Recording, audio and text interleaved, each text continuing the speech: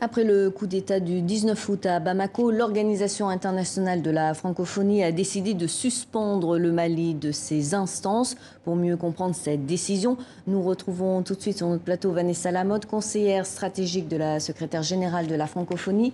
Bonjour, merci d'être avec nous. Quelles sont les raisons de cette suspension ? Écoutez, les raisons de cette suspension sont conformes à nos textes. Le Mali, le coup d'État a été un véritable coup de tonnerre dans l'espace francophone pour nous. La francophonie est très attachée au respect de la démocratie et de l'état de droit.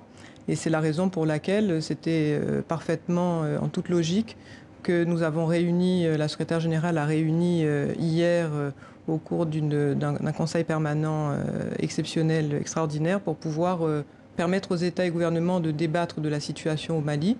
Et c'est à l'unanimité que les États et gouvernements ont décidé de suspendre le Mali de la francophonie en se fondant sur le fait qu'il y a une rupture flagrante de l'ordre institutionnel. Alors, il ne s'agit pas d'une suspension totale. Certaines actions de l'OIF demeurent actives dans le pays. Alors, ce qui fait la caractéristique fondamentale de la francophonie, de l'Organisation internationale de la francophonie notamment, c'est l'accompagnement qu'elle propose dans le rétablissement de l'état de droit et dans l'accompagnement dans le développement du pays et dans le bien-être des populations. C'est pour ça qu'effectivement, la suspension ne remet pas en cause les programmes de coopération qui vont directement en aide aux populations civiles et pour le rétablissement de l'état de droit. Donc cette décision est une décision institutionnelle qui a été débattue hier assez longuement, même si la décision a été prise à l'unanimité. Mais dans le même temps, tous les États et gouvernements sont d'accord pour que la francophonie continue d'accompagner les populations et prenne en considération surtout les revendications des populations et accompagne ces populations pour une sortie de crise au plus vite. Et en clair, quelles sont vos demandes à la junte ? Bien, pour l'instant, nous appelons à la libération naturellement du président et de toutes les personnalités qui ont été emprisonnées et qui sont toujours détenues. Et nous appelons également à la constitution d'un pouvoir de transition qui soit remis aux autorités civiles dans les meilleurs délais. Est-ce que vous pensez que votre message va être entendu par la junte ?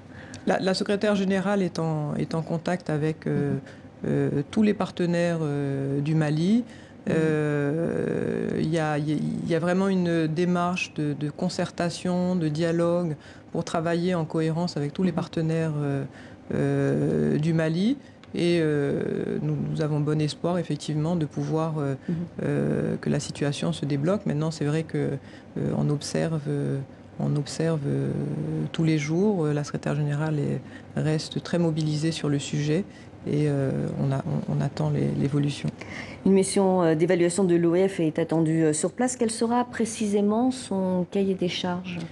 Alors, la secrétaire générale va effectivement monter un groupe présidé par une personnalité qui aura pour objet d'aller évaluer la situation sur le terrain, de faire des propositions.